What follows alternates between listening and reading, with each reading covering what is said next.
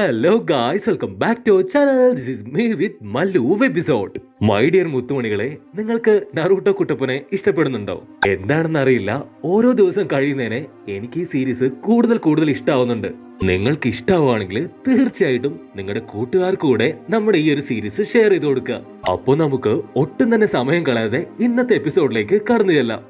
എപ്പിസോഡിന്റെ opening സ്റ്റേജില് ഇപ്പൊ നമ്മുടെ ആൾക്കാരെല്ലാരും തന്നെ എക്സാം എഴുതിക്കൊണ്ടിരിക്കുകയാണ്. തുണ്ട് നോക്കിയും കോപ്പി അടിച്ചും കുറെ പേര് പുറത്താക്കിയെങ്കിലും നമ്മുടെ ആൾക്കാര് ഹായ് ആയിട്ട് എക്സാം എഴുതുന്നുണ്ട്. അങ്ങനെ ഒടുവില് 10ാമത്തെ ക്വസ്റ്റ്യന് വേണ്ടിയിട്ടുള്ള 45 മിനിറ്റ് കൊടുക്കാൻ പോവാണ്. So here is your 10th question എന്ന് പറയുമ്പോ നമ്മുടെ നറൂട്ടോ ആവട്ടെ 9 ക്വസ്റ്റ്യൻസിന് എനിക്ക് ആൻസർ അറിയില്ല. പിന്നെയാണോ ഈ 10ാമത്തെന്ന് പറഞ്ഞ് അത് കേൾക്കാനിരിക്കുമ്പോ സാസുകയുടെയും സാക്കുരയുടെയും മനസ്സിലാണെങ്കിൽ ടെൻഷൻ കൂടിക്കൊണ്ടേയിരിക്കും.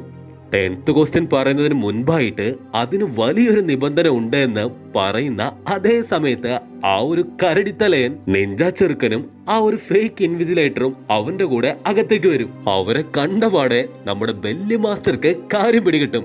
അല്ല കുട്ടപ്പ, നിനക്കെങ്ങനെ ഈ ഒരു ഫേക്ക് ഇൻവിജിലേറ്റർ ഉണ്ടാക്കാൻ സാധിച്ചു എന്ന് മാസ്റ്റർ ചോദിക്കുമ്പോ ബാക്കിയുള്ളവരെല്ലാവരും വിചാരിക്കും അവന്റെ കഥ കഴിഞ്ഞുവെന്ന്. എന്നാ വലിയ മാസ്റ്റർ കൂടുതലൊന്നും പറയാതെ അവനോട് വന്നിരുന്ന് എക്സാം എഴുതാൻ പറയും. ഈ ഗ്യാപ്പില് നമ്മുടെ കരടിത്തലയൻ അവന്റെ കയ്യിലുള്ള ബിറ്റ് കൂട്ടാളികൾക്ക് കൈമാറുകയും ചെയ്യും. വലിയ മാസ്റ്റർ ഇപ്പൊ പറയാൻ പോകുന്ന റൂൾസ് ആണ് വിശ്വാസമില്ലാത്ത റൂൾസ്. അവിടെ സീൻ ബ്ലാക്ക് ഔട്ട് ചെയ്താല് ഇവിടെ നമ്മുടെ 3 മാസ്റ്റേഴ്സും ചേർന്നിരുന്ന് കൂലങ്കക്ഷമായിട്ടുള്ള ആലോചനയിലാണ്. ടെസ്റ്റിനെ കുറിച്ചും ടെസ്റ്റ് കണ്ടക്ട് ചെയ്യുന്ന മുറിനെ കുറിച്ചും നമ്മുടെ കാക്കാഷിക്കും അസുമായിക്കും നല്ലതുപോലെ അറിയാം. പക്ഷെ കൊറീനയ്ക്ക് മാത്രം അവനെ കുറിച്ച് യാതൊന്നും അറിയില്ല. കാക്കാഷിയും അസുമയും പറയുന്നത് അവനൊരു സാഡിസ്റ്റ് ആണ്. A sadist professional. മറ്റുള്ളവരെ ക്വസ്റ്റ്യൻ ചെയ്യുക, ടോർച്ചർ ചെയ്യുക, ഹ്യൂമിലിയേഷൻ അല്ല മാനസികമായിട്ട് തകർക്കുക. ഇവനാണ് ലീഫ് വില്ലേജിന്റെ അൻപ് ഇൻട്രോക്കേഷൻ ആൻഡ് മാർഗോക്കേഷന്റെ മാർഷൽ ക്യാപ്റ്റൻ. കട്ട് ചെയ്താല് ഇവിടെ നമ്മുടെ നറൂട്ടോ കുട്ടപ്പനാവട്ടെ കിട്ടിയ ഗോൾഡൻ ചാൻസ് നശിപ്പിച്ച് വളരെ ഷോക്ക് അടിച്ചിരിക്കുകയാണ്. മാസ്റ്ററിന്റെ നിബന്ധന കേട്ടാണ് നമ്മുടെ കുട്ടപ്പൻ ഇപ്പൊ കുറച്ച് സാഡ് ആയിട്ടിരിക്കുന്നത്. അതായത് ആ ഒരു ചോദ്യം ചോദിക്കുമ്പോ അതിന് ഓക്കെ ആണോ അല്ലയോ എന്ന് ആദ്യം മറുപടി പറയണം. എന്നാ മാത്രമേ ആ ഒരു എക്സാം എഴുതാൻ പറ്റുള്ളൂ. ഇത് ശരിക്കും എന്താ നടക്കണേ എന്നറിയാതെ നമ്മുടെ സാസുകയും സാക്കുറയും കൺഫ്യൂഷൻ അടിച്ചിരിക്കുമ്പോ നമ്മുടെ മാസ്റ്റർ ആവട്ടെ നിങ്ങൾ ഈ 10th ക്വസ്റ്റ്യൻ എഴുതുന്നുണ്ടോന്ന് അവരില് ചിലരോട് ചോദിക്കും. അതില് ചിലര് ഇല്ല എന്ന് പറയുമ്പോ അവരുടെ ഗ്രൂപ്പ് അടക്കം തന്നെ ഫെയിൽ ആക്കി കളയും. ഇത് കേൾക്കേണ്ട താമസം ബാക്കിയുള്ളവരെല്ലാവരും തന്നെ ഞങ്ങൾ ഈ എക്സാമിന് തയ്യാറാണെന്ന് ഉറക്കെ പറയും. അപ്പോഴായിരിക്കും അടുത്ത ട്വിസ്റ്റ്. ഇനി എങ്ങാനും ഈ ഒരു എക്സാം എഴുതിയിട്ട് തോറ്റു പോവാണെങ്കിൽ അവർക്ക് ലൈഫിൽ ഒരിക്കലും ഇനി ഈ ഒരു ജൂനിയർ എക്സാം എഴുതാൻ സാധിക്കില്ല. ഇത് കേട്ട് തൃപ്തിയായി നമ്മുടെ പിള്ളേര് വീണ്ടും മുഖാമുഖം നോക്കും. കേട്ട പാതി കേൾക്കാത്ത പാതി നായ തല വെച്ച ആ ഒരു ഹിബാപ്പയ്യൻ ചാടി എഴുന്നേറ്റ് എത്രയോ പേര് എക്സാം ഫെയിൽ ആയിട്ടും 3-4 കൊല്ലമായിട്ട് ഇവിടെ എഴുതിക്കൊണ്ടിരിക്കുന്നു. എന്തുകൊണ്ട് അവർക്ക് ഈ നിയമം ബാധകമല്ലാന്ന് ചോദിക്കുമ്പോ നമ്മുടെ ബെല്ലി മാസ്റ്റർ വലിയൊരു ഇടി കൊടുത്ത് ഇത് ലേറ്റസ്റ്റ് വണ്ണാണ്, ഈ വർഷമാണ് ഞാൻ ഈ നിബന്ധന ഇറക്കിയതെന്ന് അവരുടെ അടുത്ത് പറയും. ഒന്നല്ലെങ്കിൽ കോൺഫിഡൻസോടുകൂടെ ഈ ഒരു എക്സാം എഴുതാം. തോറ്റു പോവാണെങ്കിൽ പിന്നെ ഒരിക്കലും എക്സാം എഴുതാൻ പറ്റില്ല. അല്ലെങ്കിൽ ഇപ്പൊ ക്വിറ്റ് ചെയ്തിട്ട് അടുത്ത എക്സാമില് ഹായ് ആയിട്ടിരുന്ന് എഴുതാം. എന്തു വേണമെന്നറിയാതെ നമ്മുടെ ആൾക്കാരെല്ലാവരും അങ്ങോട്ടും ഇങ്ങോട്ടും ഇരുന്ന് ചർച്ച ചെയ്ത് ആലോചിക്കും. എനിക്ക് എന്തായാലും ഈ ഒരു എക്സാം എഴുതാൻ കഴിയില്ല, അതുകൊണ്ട് തന്നെ ഞാൻ ക്വിറ്റ് ചെയ്താലോ എന്ന് നറൂട്ടോ കുട്ടപ്പൻ ആലോചിക്കുമ്പോഴാണ് ബാക്കി 2 പേരുടെ കാര്യം അവൻ ആലോചിക്കുക. ക്വിറ്റ് ചെയ്യണോ വേണ്ടയോ എന്നിങ്ങനെ ആലോചിക്കുമ്പോ സാക്കുറ ആവട്ടെ അവൾ എഴുതിയ ആൻസർ ഒക്കെ കറക്റ്റ് ആണെന്നല്ല പക്ക കോൺഫിഡൻസിൽ കുത്തിരിക്കുകയാണ്. പക്ഷെ നറൂട്ടോ കുട്ടപ്പൻ ക്വിറ്റ് ചെയ്യാതെ ഈ ഒരു എക്സാം എഴുതുകയാണെങ്കിൽ തീർച്ചയായിട്ടും 8 നട പൊട്ടി പിന്നീട് ഒരിക്കലും ജൂനിയർ എക്സാം എഴുതാനായിട്ട് സാധിക്കില്ല. അതുകൊണ്ട് അവൻ ക്വിറ്റ് ചെയ്യണമെന്ന് അവൾ ആഗ്രഹിച്ച് അവനെ തന്നെ നോക്കിയിരിക്കും. കൈ പൊക്കണോ വേണ്ടയോന്ന് ആലോചിച്ചുകൊണ്ടിരിക്കുമ്പോ ദാണ്ട് കിടക്കുന്നു തൊട്ടടുത്ത് നിൽക്കുന്ന ഒരുത്തൻ കൈ പൊക്കി ഐ ക്വിറ്റ് ദ എക്സാം എന്ന് പറഞ്ഞ് പുറത്തേക്ക് പോകും. ഓരോരുത്തരായിട്ട് ഒരുപാട് പേര് പുറത്തേക്ക് പോകുമ്പോ സാക്കുറ ചിന്തിക്കുക എന്തുകൊണ്ടാണ് നറൂട്ടോ പൊട്ടപ്പ മാത്രം കൈ ഉയർത്താത്തത് എന്ന്. നറൂട്ടോ നാളേക്ക് 40 വട്ടവും എനിക്കൊക്കാകെ ആകണം, ഞാൻ ആ ലക്ഷ്യത്തിൽ നിന്ന് പിന്മാറില്ല എന്ന് പറഞ്ഞ് അതിനുവേണ്ടി എപ്പോഴും ശ്രമിച്ചുകൊണ്ടേയിരിക്കും. പക്ഷെ ഈ ഒരു അവസരത്തില് അവൻ കൈ ഉയർത്താതിരുന്നിട്ട് കാര്യമില്ല. അതുകൊണ്ട് ഞാൻ തന്നെ കൈ ഉയർത്താന്ന് പറഞ്ഞ് സാക്കുറ പതിയെ കൈ ഉയർത്താനായിട്ട് ആരംഭിക്കുമ്പോ ടപ്പേന്ന് നമ്മുടെ ചെറുക്കൻ കൊച്ചു തന്നെ സഹിക്ക വയ്യാതെ കൈ ഉയർത്തും. ഇത് കണ്ട് സാക്കുറയും ഒരു നിമിഷം ഷോക്കായി പോവും. കട്ട് ചെയ്താല് അസുമ മൊറീനെ കുറിച്ച് വീണ്ടും ഇൻട്രസ്റ്റിംഗ് ആയിട്ടുള്ള ചില കാര്യങ്ങൾ പറയും. അവന് എല്ലാവരുടെയും മൈൻഡ് റീഡ് ചെയ്യാൻ പറ്റും. സൈക്കോളജിക്കലായിട്ട് മറ്റുള്ളവരുടെ മനസ്സിൽ കയറി കളിക്കുക എന്നതാണ് അവന്റെ പ്രധാന പരിപാടി എന്ന് പറയുമ്പോൾ കട്ട് ചെയ്ത് വീണ്ടും നറൂട്ടോയെ കാണിക്കും. കുട്ടപ്പൻ ഉയർത്തിപ്പിടിച്ച കൈ താഴെ ടേബിള് പടക്കേ എന്നൊരു അടി കൊടുത്ത് ഇങ്ങനെയൊക്കെ പറഞ്ഞാല് ഞാൻ പേടിക്കൊന്ന് കരുതിയോ? ഈ ഒരു എക്സാമിന് തോറ്റാലും ഞാൻ ഒരിക്കൽ ഒക്കാകെ ആകുന്നു പറഞ്ഞ് അവൻ അവിടെ തന്നെ കുത്തിയിരുന്ന് എക്സാം എഴുതാൻ ആരംഭിക്കുമ്പോ പാവം സാസുക ആവട്ടെ, നിനക്ക് ഞങ്ങളെ കുറിച്ചെങ്കിലും ഒന്ന് ആലോചിച്ചുകൂടായിരുന്നോ എന്ന് മനസ്സിൽ ചിന്തിക്കും.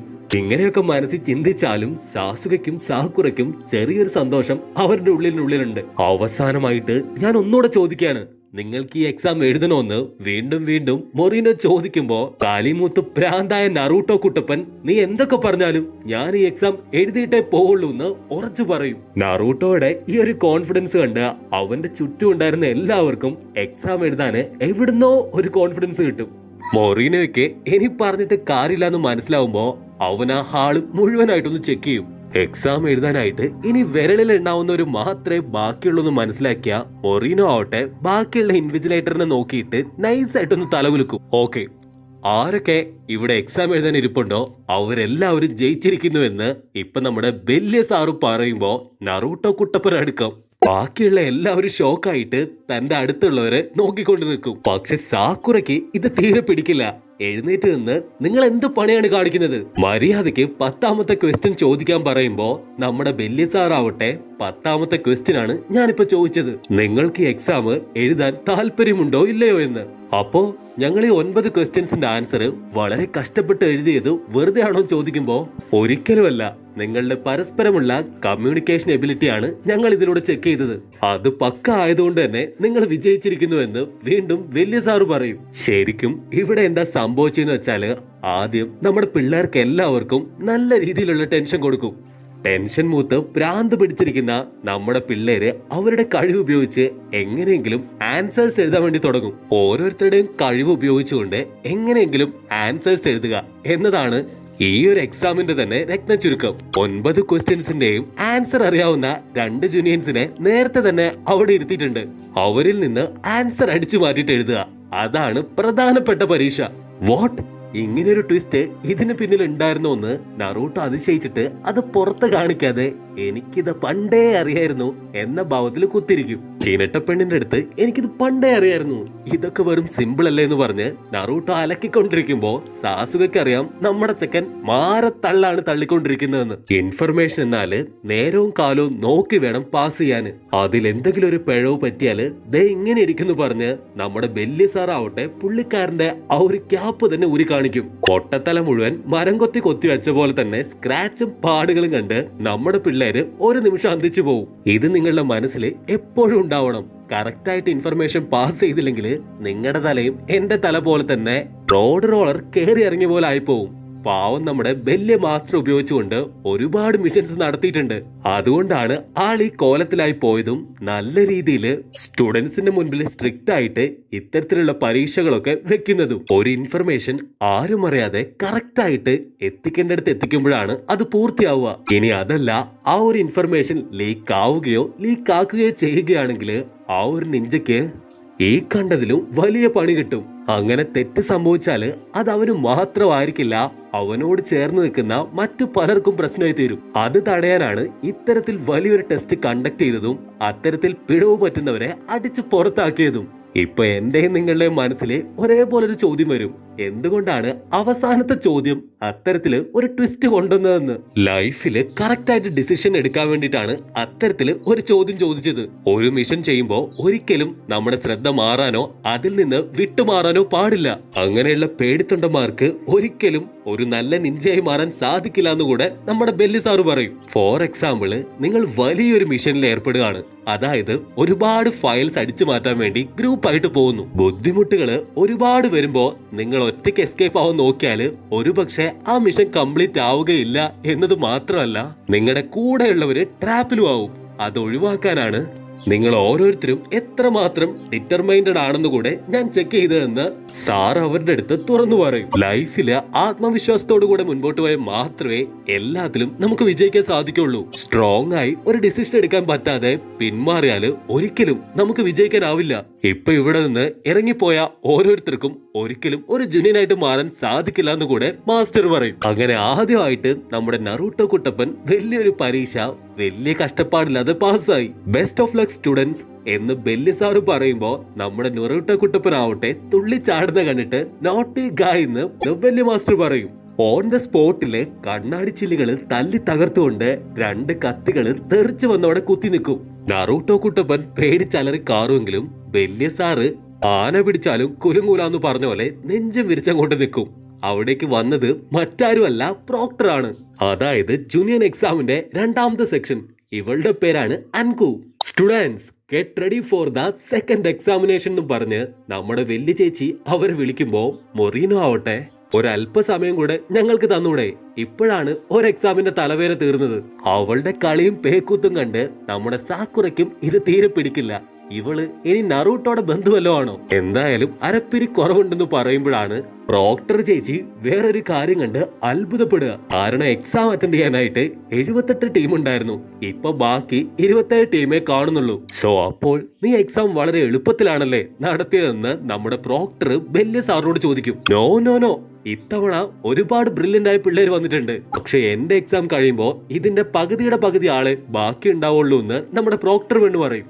അവളുടെ ഓവർ തള്ളുകെട്ട് നമ്മുടെ സാക്കുറ ഒന്ന് ഷോക്കാവുമ്പോ ടെസ്റ്റിന്റെ ഡീറ്റെയിൽസ് ഒക്കെ നാളെ തരാം, നിങ്ങൾക്ക് ആവശ്യമായിട്ടുള്ള കാര്യങ്ങളൊക്കെ നിങ്ങളുടെ ഇൻവിജിലേറ്റേഴ്സ് നിങ്ങൾക്ക് പറഞ്ഞു തരുന്നു പറഞ്ഞ് അവരെ എല്ലാവരെയും മാസ്റ്റർ ചേച്ചി പറഞ്ഞു വിടും.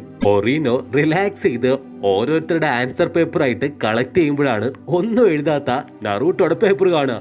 ആഹാ കൊള്ളാലോടാ, നീ ഒരു വാക്ക് പോലും എഴുതാതെ സിമ്പിൾ ആയിട്ട് എക്സാമിന് ജയിച്ചല്ലേ, ഫണ്ണി ബോയ്.